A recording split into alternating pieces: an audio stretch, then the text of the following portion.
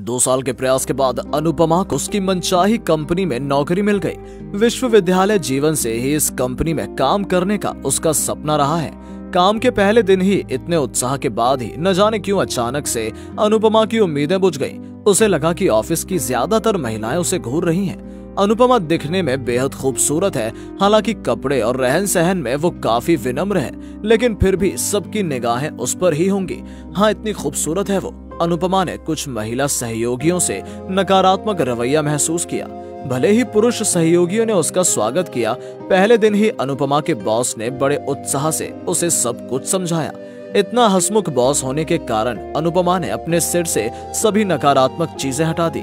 Lunch के वक्त अनुपमा खाने बैठी थी, तभी उसने किसी की बातें सुनी। यहाँ नौकरी मिलना इतना आसान है, कितने ब्रिलियंट आए और गए। असल में खूबसूरती हो तो सब आपके कदमों में है। देखा नहीं क्या कि बॉस किस तरह हंस हंस कर बातें कर रहे थे। 2 दिन बाद प्रमोशन मिल जाएगा। अनुपमा को समझने में दिक्कत नहीं हुई कि इशारा किस तरफ है। जैसे ही वो हताश होकर दोपहर में खाना खाने गई, उसके बगल वाली मेज से एक लड़की आई। हंसते हुए पूछा, तुम नई आई हो इसलिए सोचा थोड़ा जान पहचान कर लूं। मैं मुन्नी हूँ, डिजाइन टीम में काम करती हूँ। मैं अनुपमा हूँ, मैं HR टीम में शामिल हुई हूँ। कैसा चल रहा है पहला दिन? ठीक ठाक। मुझे कुछ ताने सुनाई दे रहे हैं, इसलिए बुरा लग रहा है। तुम बिल्कुल परेशान ना हो, कोई दिक्कत हो तो मुझे बताना। अनुपमा को मुन्नी की बातों पर भरोसा आया और मन ही मन सोचा, चलो एक दोस्त मिला। 1 हफ्ते तक काम करने के बाद अनुपमा को काम की आदत हो गई। मुन्नी के साथ उसकी अच्छी दोस्ती हो गई है, लेकिन इस बीच अनुपमा को नहीं पता था कि इतनी बड़ी मुसीबत आने वाली है। दूसरे हफ्ते में रविवार को टीम हेड नीरव अहमद ने अनुपमा को कमरे में बुलाया। कुछ देर फाइल के बारे में बात करने के बाद नीरव ने अचानक एक पन्ना पलटा और अनुपमा से देखने को कहा। जैसे ही अनुपमा ने पेज को देखने की कोशिश की और उसकी ओर झुक गई। ठीक है, 2 बात होते ही अनुपमा ने अपने ऊपर नीरव का स्पर्श महसूस किया। जैसे ही उसने दूर जाने की कोशिश की, उसने अनुपमा को पकड़ लिया। अनुपमा कांपती हुई आवाज में कहने लगी, देखो तुम अच्छा नहीं कर रहे हो, मुझे अकेला छोड़ दो, नहीं तो मैं चिल्लाऊंगी। नीरव हंसता है और अनुपमा को छोड़ दिया। फिर हंसते हुए कहता है कि आज तो मैंने तुम्हें जाने दिया, पर तुम्हें मेरे अंदर काम करना होगा। अगर मेरे कहे अनुसार काम न कर पाए तो मुसीबत में पड़ सकती हो। तुम्हें नौकरी से निकालने में मुझे 2 मिनट भी नहीं लगेंगे, इसके बारे में सोचो। अनुपमा बिना कुछ कहे चुपचाप कमरे से निकल गई। उसका सिर चकराने लगा। उसी समय मुन्नी ने आकर उसे पकड़ लिया और उसने पूछा, क्या हुआ अनुपमा? वो क्या बताती समझ नहीं पा रही थी और उसने मुन्नी को सब कुछ बता दिया।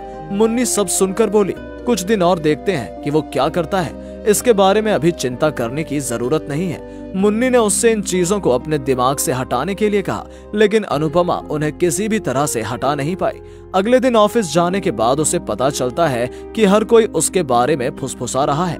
मुन्नी भी दूसरों की बात तो कर रही है, पर उसे इग्नोर कर रही है। अनुपमा को कुछ समझ नहीं आया क्या हो रहा है। उसने सोचा नीरव ने उल्टा पुल्टा कुछ फैलाया होगा, लेकिन लंच के समय एक लड़का उसकी गलती सुधारता है। अनुपमा को उससे पता चला कि मुन्नी ने इस घटना को पूरे ऑफिस में फैला दिया है। हर कोई इस बारे में बात कर रहा है। लंच के बाद अनुपमा के फोन पर एक साइलेंट मैसेज आया। मैसेज में लिखा, क्या मिला? क्या तुम्हें लगता है सबको बताने से इन सब से छुटकारा मिल जाएगा तुम्हें? अब देखना मैं क्या करता हूँ। अनुपमा अंदर से बहुत टूट चुकी थी। उसे लगा कि उसकी नौकरी तो गई, लेकिन अगले दिन नीरव ने पूरे ऑफिस में फैला दिया कि अनुपमा ने ही उसे प्रस्ताव दिया था।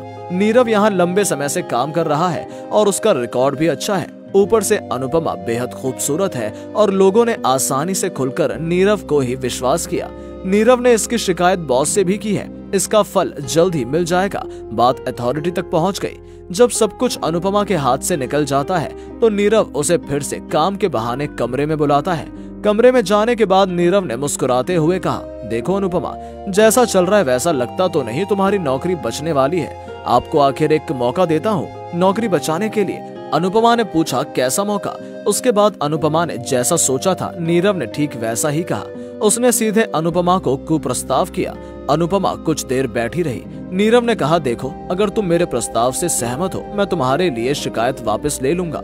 मैं कहूंगा गलतफहमी हो गई थी, बाकी तुम जानती हो। अनुपमा ने नीरव से 2 दिन की मोहलत मांगी। 2 दिन बाद नीरव को अपना फैसला बताएगी। अनुपमा घर गई और बहुत देर तक रोती रही। उसने कभी नहीं सोचा था कि उस पर इतना बड़ा आरोप लगेगा। अनुपमा को रात को सोते समय अचानक एक विचार आया। उसने तुरंत अपना मोबाइल खोला और ऑनलाइन से एक हिडन कैमरा ऑर्डर किया। उसके मन ही मन सोचा कि नौकरी भले ही चली जाए तो जाए, पर वो खुद को साबित करने की आखिरी कोशिश जरूर करेगी। 2 दिन बाद उसे हिडन कैमरा मिला। इसे लेकर वो ऑफिस के लिए निकल गई। टीम हेड नीरव ने कमरे में घुसते ही नीरव मुस्कुराया। नीरव ने अनुपमा को देखा और कहा, बैठो अनुपमा, बैठो। जरूर तुम मेरे प्रस्ताव के बारे में बात करने आई हो, तो बताओ क्या तुम सहमत हो? अनुपमा ने हाँ में सिर हिलाया। नीरव ने कहा, अच्छा किया, तुम काफी इंटेलिजेंट हो, चलो सब कुछ प्लान कर लेते हैं। अगले 1 घंटे तक नीरव ने अपने मुंह से सब कुछ खुलकर समझाया। वो अनुपमा के साथ कहाँ जाएगा और कब जाएगा। अनुपमा ने पूरे समय सिर्फ अपना सिर हिलाया। बातचीत के बाद नीरव ने अनुपमा को फिर बुरी तरह छुआ। अब अनुपमा ने कुछ नहीं कहा, बस चुपचाप कमरे से निकल गई। कमरे से निकलने के बाद वो तुरंत ऑफिस से निकल गई। अब तक नीरव में कमरे में जो भी कहा वो सारा कैमरे में रिकॉर्ड हो चुका था। अनुपमा ने बाहर आकर सब कुछ चेक किया, फिर उसने अधिकारी को प्रमाण स्वरूप रिकॉर्डिंग, नीरव के मैसेज का स्क्रीनशॉट और एक एप्लीकेशन सबमिट किया। सब कुछ साबित होते ही नीरव को ऑफिस में सबके सामने बॉस ने बेइज्जत किया और ऑफिस में सभी ने बॉस के सामने अनुपमा से माफी मांगी। अनुपमा सबके सामने बस मुस्कुराती है। ये मुस्कान है एक लड़की के जीत की, शांति और सम्मान की।